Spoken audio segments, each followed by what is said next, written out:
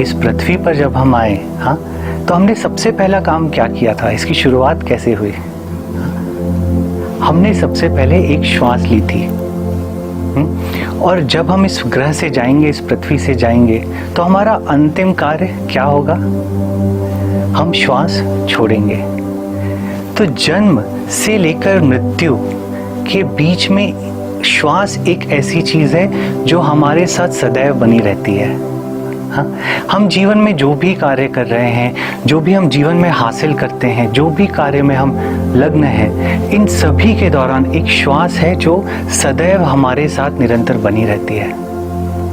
और श्वास का बहुत गहरा संबंध है हमारे मन के साथ, और इसी तरह श्वास का संबंध है हमारे शरीर के साथ भी। लेकिन आश्चर्य की बात है कि हमें ना कभी किसी यूनिवर्सिटी में, ना कॉलेज में, और ना ही घर पर समझाया गया या बताया गया कि कैसे श्वास हमारे मन को और हमारे शरीर को प्रभावित करती है।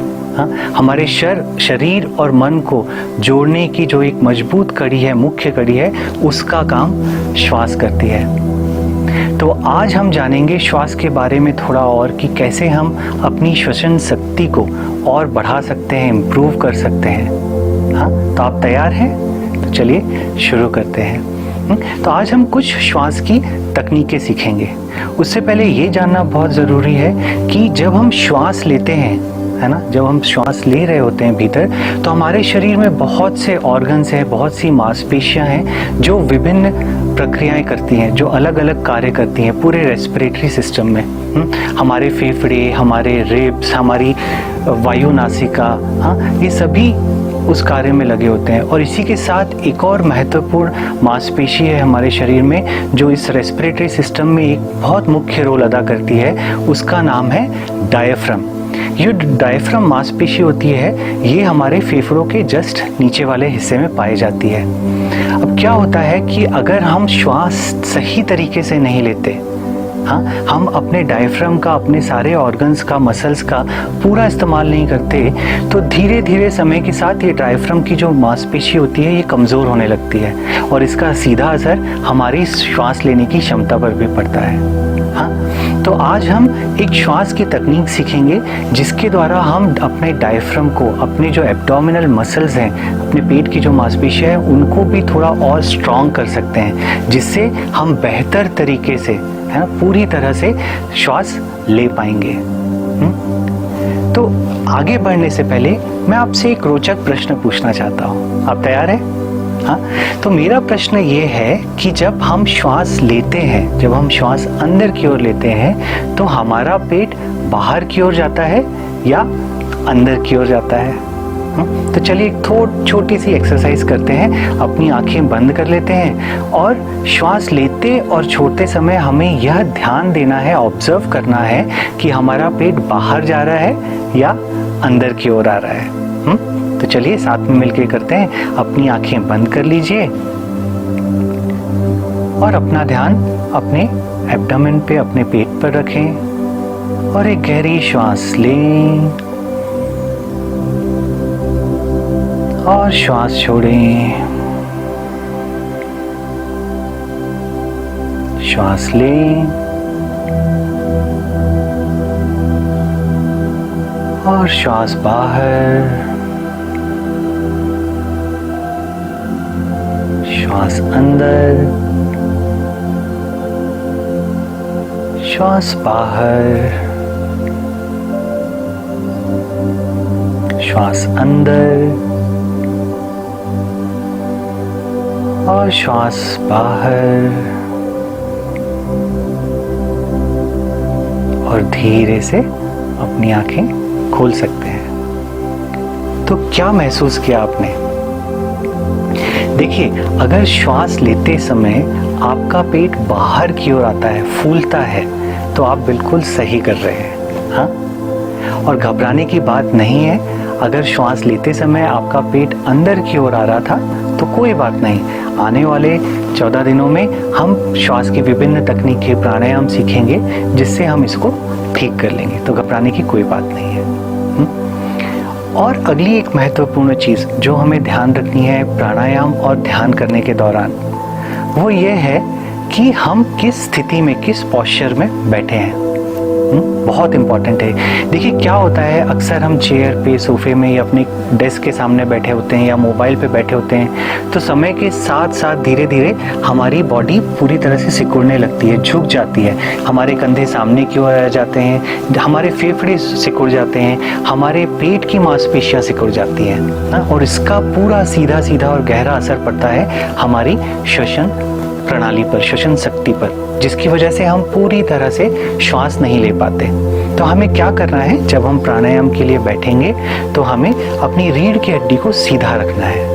हाँ, तो आप जहाँ भी बैठे हैं, चाहे चेयर पे, चाहे सोफा पर, या आप ज़मीन पर योगा मैट पर बैठे हुए हैं, हाँ, तो आप अपनी रीढ़ की हड्डी को सीधा रखें। चाहे तो आप पीछे कुछ सहारा ले सकते हैं, अपने पीछे एक तकिया या कुशन लगा सकते हैं, जिससे आपको सपोर्ट मिलेगा। आपको जो कंफर्टेबल लगे आप उस स्थान पर बैठें, सीधा बैठें, रीढ़ की हड्डी को सीधा रखें, कंधों को ढीला रखें। हम कंधों को तनाव में नहीं रखना है और ना ही काफ़ी सामने की ओर।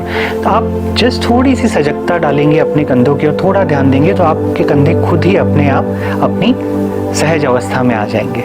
हाँ, और अपनी गर्दन को सीधा रखना है। Yes, okay. तो चलिए आज हम शुरू करते हैं सबसे पहली श्वास की तकनीक के साथ, जिसका नाम है यौगिक श्वास।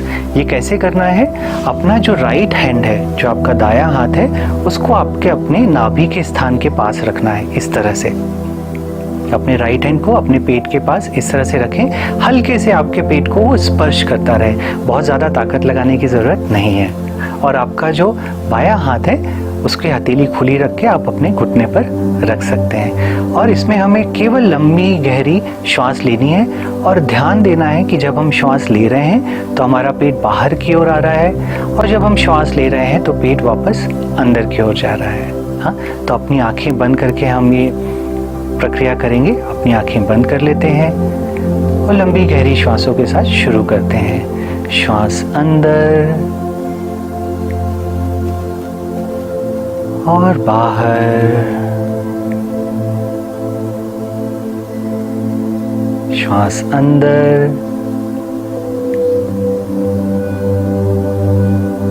और बाहर, श्वास अंदर, श्वास बाहर, श्वास अंदर, श्वास बाहर, श्वास अंदर, श्वास बाहर, श्वास अंदर, श्वास बाहर,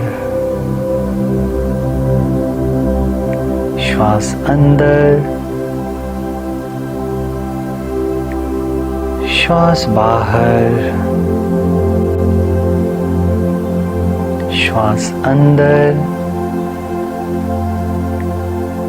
श्वास बाहर, और विश्राम करें। दोनों हथेलियों को आसमान की ओर खुला रखें और धीरे धीरे अपनी आंखें खोल सकते हैं। तो ये हुई पहली तकनीक, यौगिक श्वास। अब हम दूसरी तकनीक सीखेंगे। इसका नाम है कैंडल ब्रेथ, मोमबत्ती श्वास। तो बड़ा ही सिंपल है, कैसे करना है इसे। हाँ, हमें एक गहरी श्वास नासिका के द्वारा लेनी है और आपको इमेजिन करना है आपके सामने बहुत सारी मोमबत्तियां रखी हैं और उसे आपको एक ज़ोर से फूंक मारकर बुझाना है। तो जब हम श्वास छोड़ेंगे तो हम श्वास नासिका की जगह अपने मुंह के द्वारा छोड़ेंगे।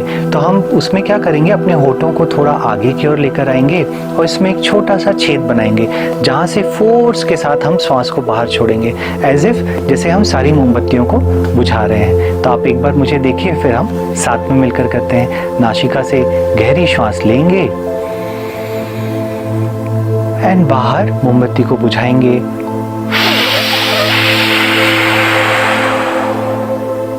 एक और बार देखिए।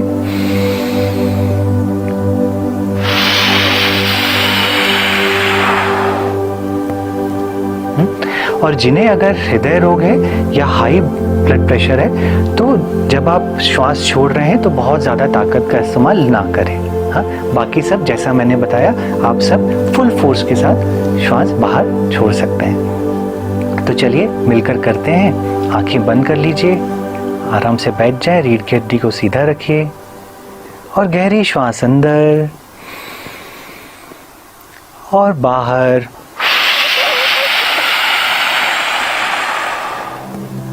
श्वास अंदर और बाहर। श्वास अंदर और बाहर। श्वास अंदर और बाहर। श्वास अंदर और बाहर।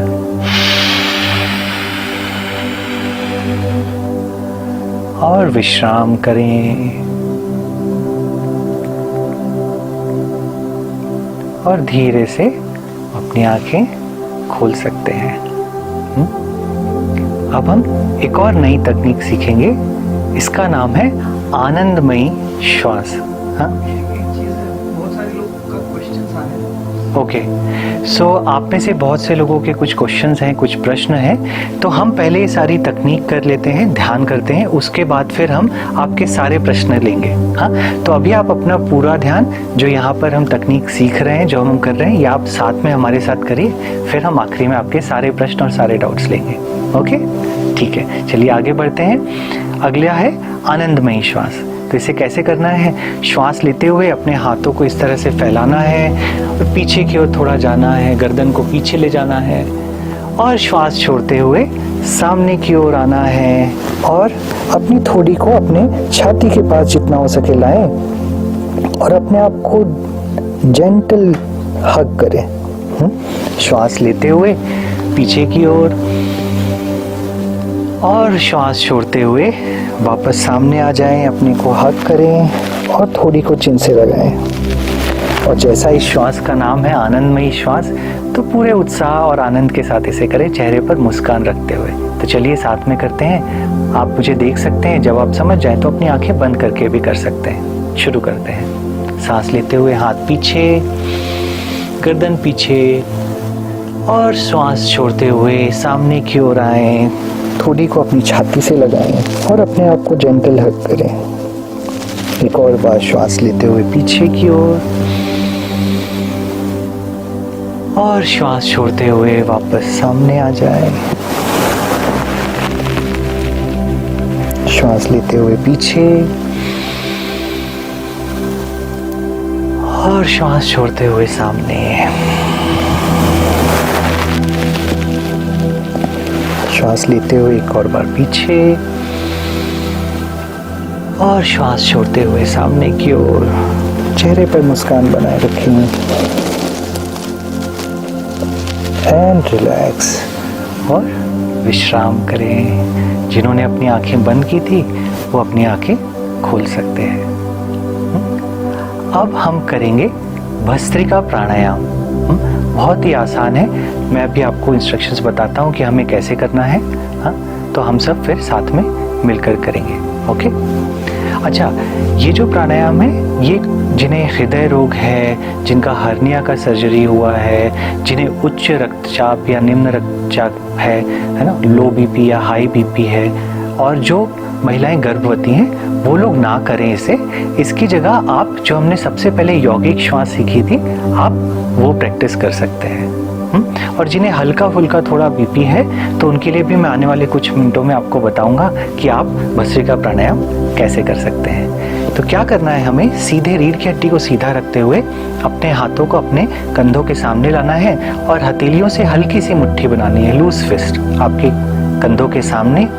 और कोहनियाँ जो है शरीर के पास ही रखें जितना हो सकता है। हाँ, इस तरह से दूर रखने की ज़रूरत नहीं है, इस तरह से अपने पास रखें शरीर के जितना हो सकता है। और अब हमें क्या करना है, हमें पूरी ताकत के साथ श्वास अंदर लेनी है और अपने हाथों को ऊपर ले जाकर अपनी मुट्ठियाँ खोल देनी है, कुछ इस तरह। आपकी मुट्ठियाँ ऊपर जाकर खुल जाएंगी और श्वास छोड़ते हुए हमें पूरी ताकत के साथ श्वास छोड़नी है और वापस अपने हाथों को नीचे लेकर आना है, कुछ इस तरह। वापस जब हाथ नीचे आएंगे तो वापस से मुट्ठी बन जाएगी, कोहनियां शरीर के पास आ जाएंगी। हाँ, एक और बार देखिए, श्वास लेते हुए हाथ ऊपर और श्वास पूरी ताकत के साथ छोड़ते हुए हाथ नीचे।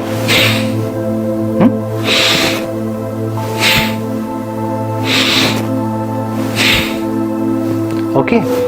और जिन लोगों को थोड़ा बहुत रक्तचाप है, बीपी है, आप क्या करेंगे, आपको ज़्यादा ताकत नहीं लगानी है जब आप ये प्राणायाम कर रहे हैं। आप नॉर्मल तरीके से सांस लेकर और सांस छोड़ सकते हैं, कुछ इस तरह, बिल्कुल हल्के से करें, ज़्यादा फोर्स ना लगाएं, बट बाकी सब पूरा अपना 100% देकर करेंगे। ठीक है, तो अब हम साथ में करते हैं। हम इसके टोटल 3 राउंड करेंगे और हर राउंड में हम 15 बार श्वास लेंगे और छोड़ेंगे। मैं जब कहूँगा श्वास अंदर तो आपको श्वास लेते हुए हाथ ऊपर ले जाना है, और जब मैं कहूँगा बाहर तो आपको श्वास छोड़ते हुए पूरी ताकत के साथ हाथों को नीचे लेकर आना है। तो चलिए साथ में मिलकर करते हैं। शुरुआत में आप चाहें तो कुछ राउंड के लिए अपनी आंखें खुली रख सकते हैं। जब आपको क्लियर हो जाए तो आप बंद आंखों के साथ इसे करेंगे। ओके, चलिए पोजीशन ले लेते हैं। पहले राउंड के लिए हल्की मुट्ठियां कंधों के सामने, चेहरे पर हल्की सी मुस्कान, कंधों को ढीला छोड़ दें, चेहरे पर एक मुस्कान बनाए रखें। एक साधारण श्वास अंदर लें और बाहर छोड़ें। अब पूरे फोर्स के साथ भस्त्रिका प्राणायाम करेंगे। श्वास अंदर, बाहर, श्वास अंदर, बाहर, श्वास अंदर, बाहर, श्वास अंदर, बाहर, श्वास अंदर, बाहर, श्वास अंदर, बाहर, श्वास अंदर, बाहर, श्वास अंदर, बाहर, श्वास अंदर, बाहर, श्वास अंदर, बाहर, श्वास अंदर, बाहर, श्वास अंदर, बाहर, श्वास अंदर, बाहर, श्वास अंदर, बाहर, श्वास अंदर, बाहर। और विश्राम करें। दोनों हथेलियों को आसमान की ओर खुला रखें और अपने घुटनों पर रख लें। और शरीर में हो रही सारी संवेदनाओं के प्रति सजग हो जाएं।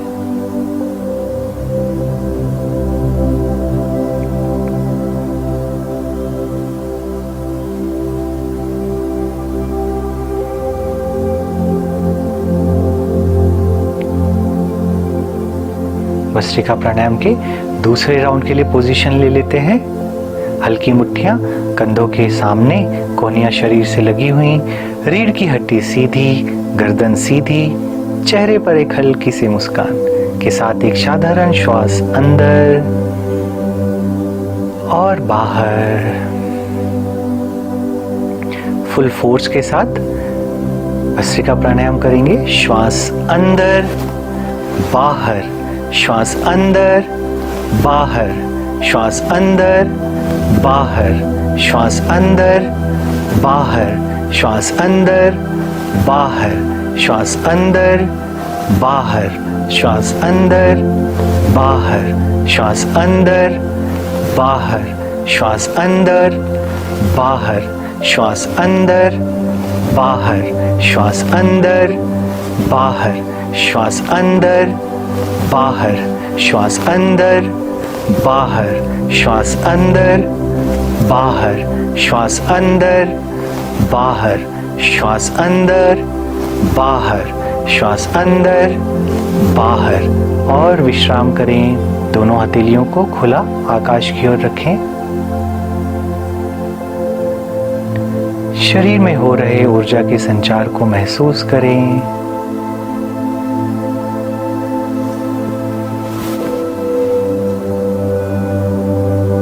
जो भी संवेदनाएं हो रही हैं उसके प्रति सजग हो जाएं।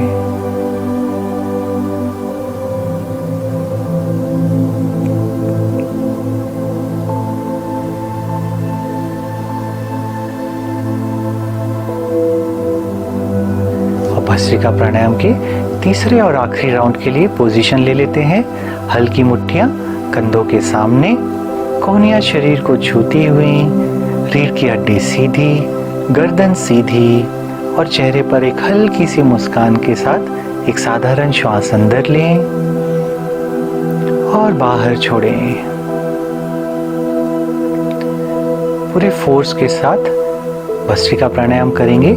श्वास अंदर बाहर, श्वास अंदर बाहर, श्वास अंदर बाहर, श्वास अंदर बाहर, श्वास अंदर बाहर, श्वास अंदर बाहर, श्वास अंदर बाहर, श्वास अंदर बाहर, श्वास अंदर बाहर, श्वास अंदर बाहर, श्वास अंदर बाहर, श्वास अंदर बाहर, श्वास अंदर बाहर, श्वास अंदर बाहर, श्वास अंदर बाहर, श्वास अंदर बाहर, श्वास अंदर बाहर, श्वास अंदर बाहर। और विश्राम करें। दोनों हथेलियों को अपने घुटने पर रखें, आसमान की ओर खुला हुआ। शरीर में हो रही संवेदनाओं के प्रति सजग हो जाएं।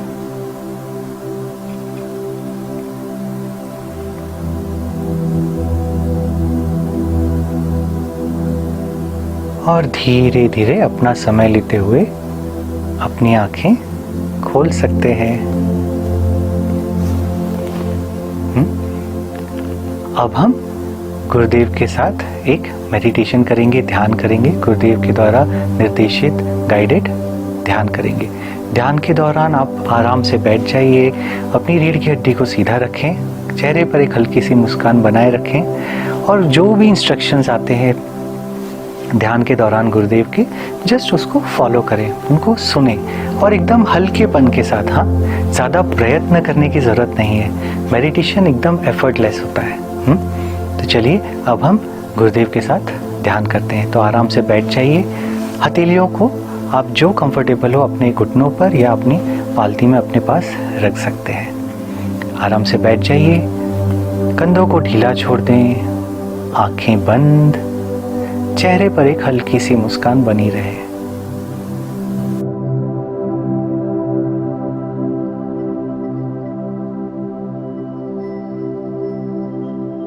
अब चले हम लोग आंखें बंद कर लें, आराम से बैठ जाएं, कंधों को ढीला छोड़ दें, चेहरे में मुस्कान हो।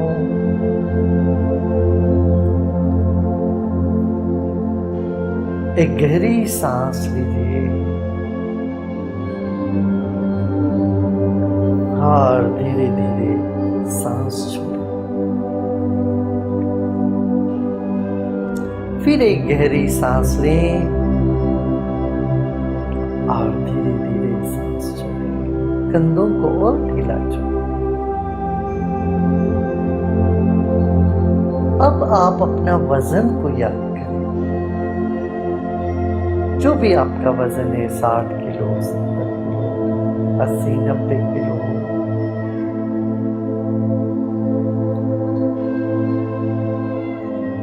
इस वजन को हम जमीन पर या जहां आप बैठे हैं कुर्सी पर आप रख दें। वैसे देखा जाए यह पृथ्वी हमारा वजन को ढो रही है या कुर्सी हमारे वजन को ढो रही है।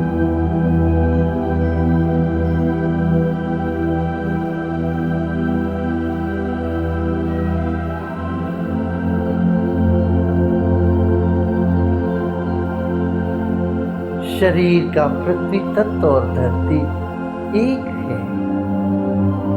इनकी एकता का अनुभव करें।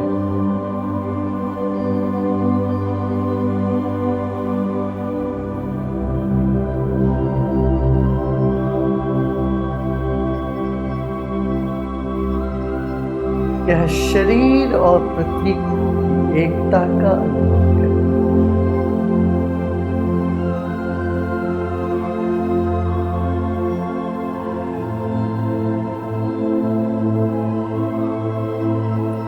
और गहरी सांस लें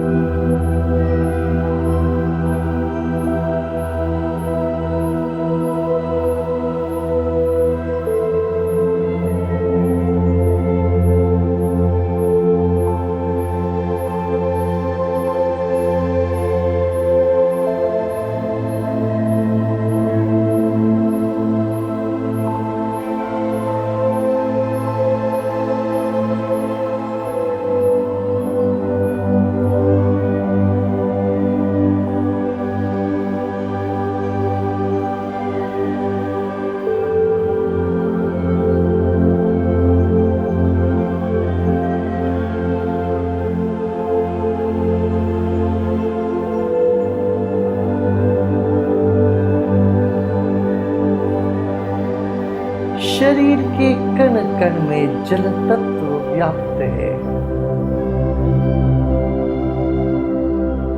रक्त के रूप में, अन्य द्रव के रूप में शरीर भर में जल तत्व है।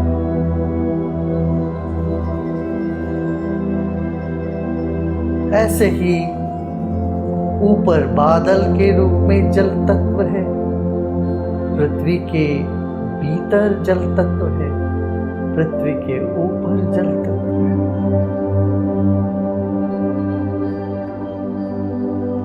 शरीर का जल तत्व और प्रकृति में जो जल तत्व है, इनकी एकता का अनुभव करें। वह एक ही है। शरीर में जो जल तत्व है, ये प्रकृति से ही आई है। इसको स्मरण करें और सम्मान करें।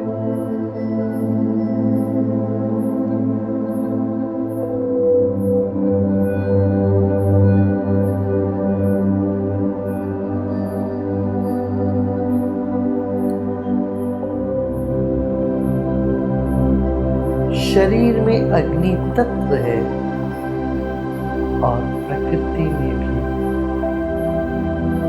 सूरज के रूप में, पृथ्वी के भीतर भी अग्नि तत्व है। कण कण में अग्नि तत्व छिपी हुई है।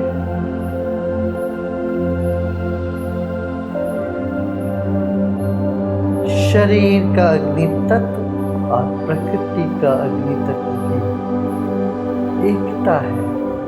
इसको जाने और विश्राम करें।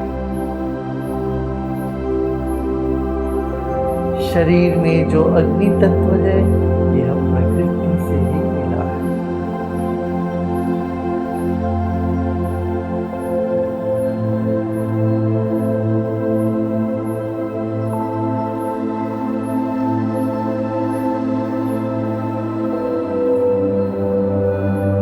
एक और गहरी सांस लीजिए।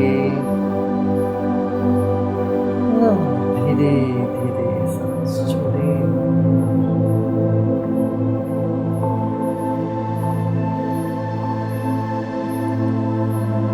हमारे भीतर बाहर वायु तत्व है। वायु तत्व को मन ही मन सम्मान।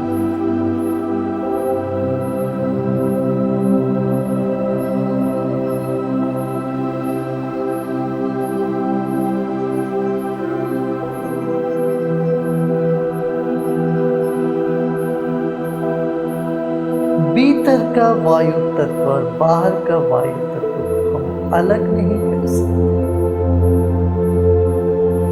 ब्रह्मांड में जो वायु तत्व है, वही हमारे भीतर है। इस तथ्य को पहचाने और विश्राम करें।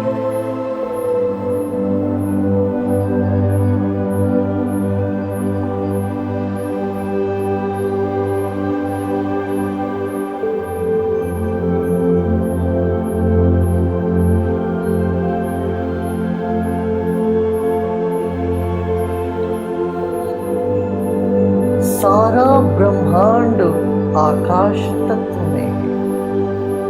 अरबों खरबों तारे सितारे सब कुछ आकाश तत्व में। अंधेरा हो रोशनी हो, सब कुछ आकाश में ही है।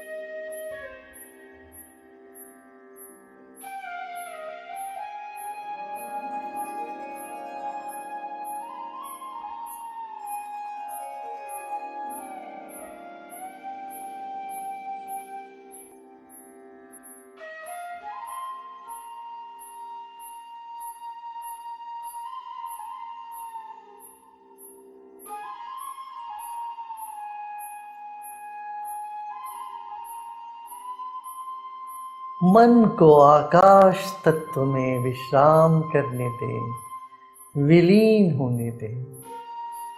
इस वक्त ना कुछ करना है, ना ही कुछ जानना है। शून्य है, आकाश है, वही हम विश्राम करें।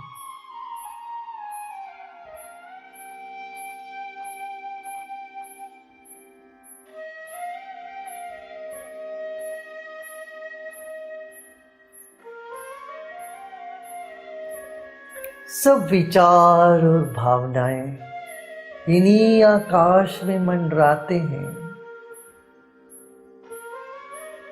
ना हम विचार हैं, ना हम हमारी भावना है। आकाश तत्व में विश्राम करें।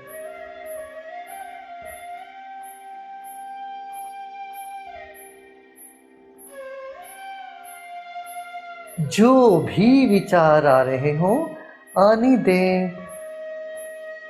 आकाश तटस्थ रहता है हमेशा।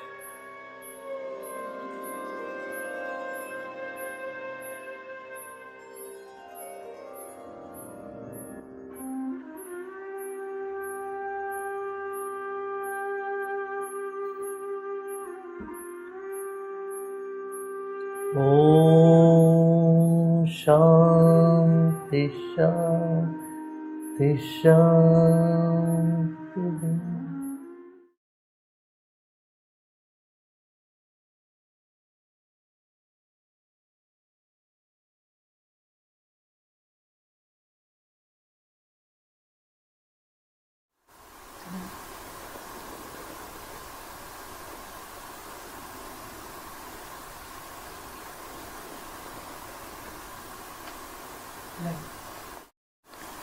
और धीरे धीरे अपना समय लेते हुए अपनी गति से अपनी आँखें खोल सकते हैं।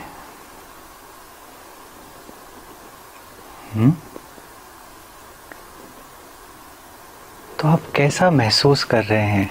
हाँ, शारीरिक स्तर पर, मानसिक स्तर पर, हाँ, आपका जो भी अनुभव है वो आप हमारे साथ शेयर कर सकते हैं। आप नीचे कमेंट बॉक्स में आप जो भी अनुभव कर रहे हैं, जो भी आपका अनुभव रहा आज का, हाँ, उसे हमारे साथ शेयर कर सकते हैं।